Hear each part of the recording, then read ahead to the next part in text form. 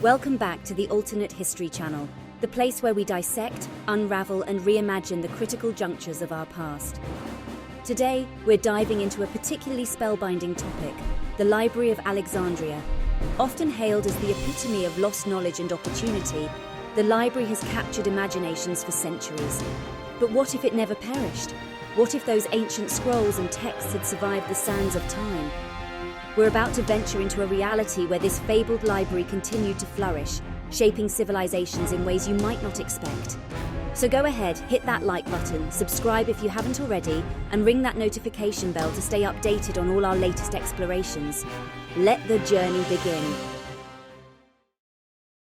The Library of Alexandria has been mythologized as a cataclysmic loss to human knowledge due to its destruction, but the truth is somewhat more nuanced. The library was not destroyed in a single blaze, but rather, it declined gradually due to various factors, political, economic, and military.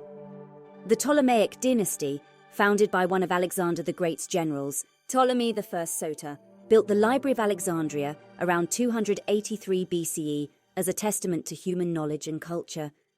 Situated within the palace complex, it stood beside the Museum, an institution dedicated to the Muses.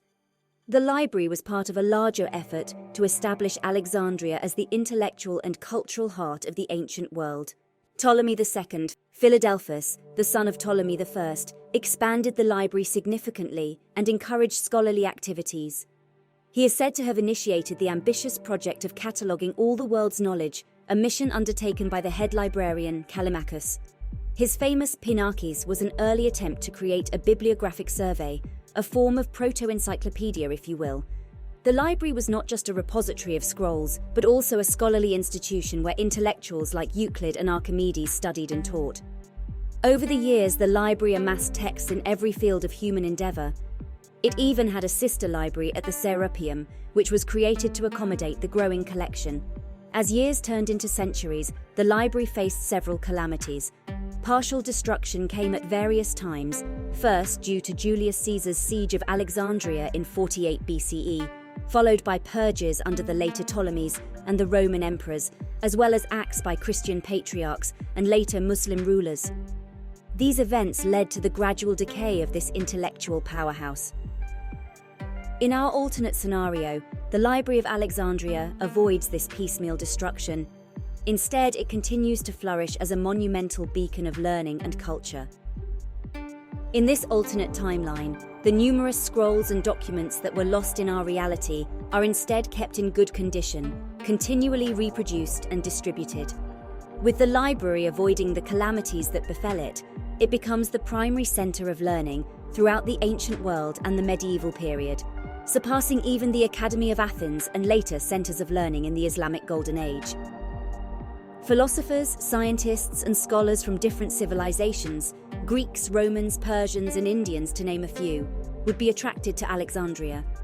This cosmopolitan melting pot would become the breeding ground for cross-cultural intellectual dialogues, leading to accelerated advances in mathematics, astronomy, medicine, and philosophy.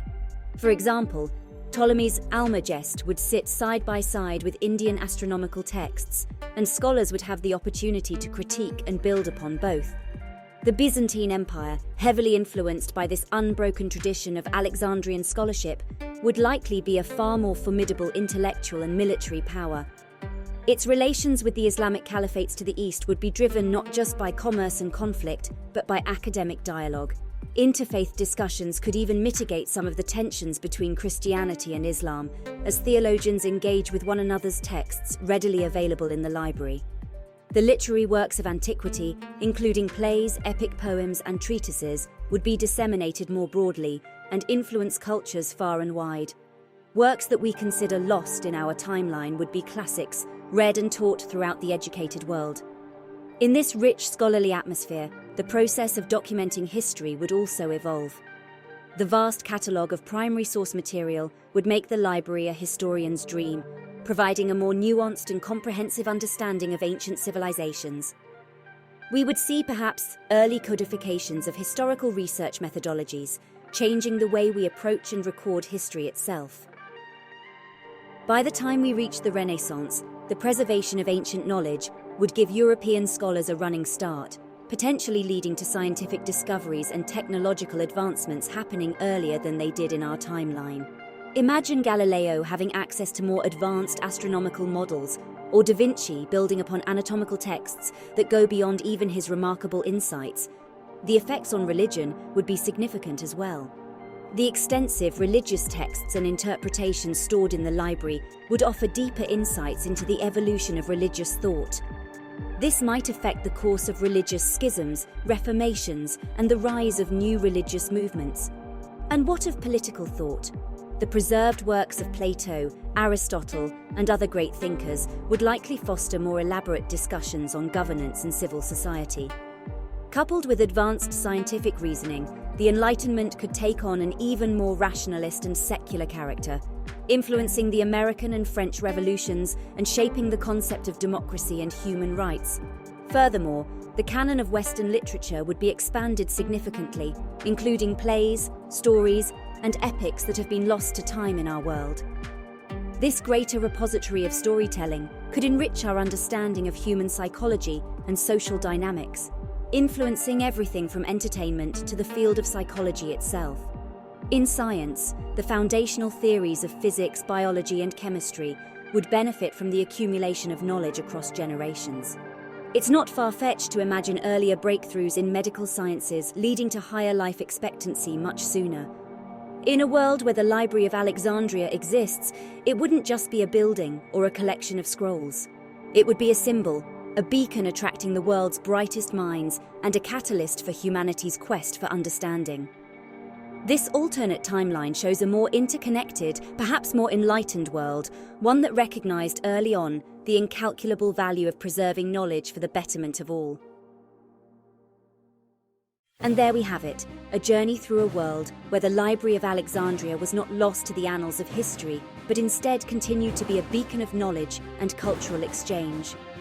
The preservation of this incredible library could have ushered in advancements in science, technology, and philosophy, altering the course of human civilization in countless ways. While we can only speculate about the full impact of such a monumental shift, the possibilities are truly tantalizing. As always, thank you for joining us today on the Alternate History Channel. If this topic intrigued you, don't forget to give us a thumbs up and share your thoughts in the comments below. Your engagement fuels our curiosity to explore more what-ifs of history. Until next time, stay curious and keep questioning.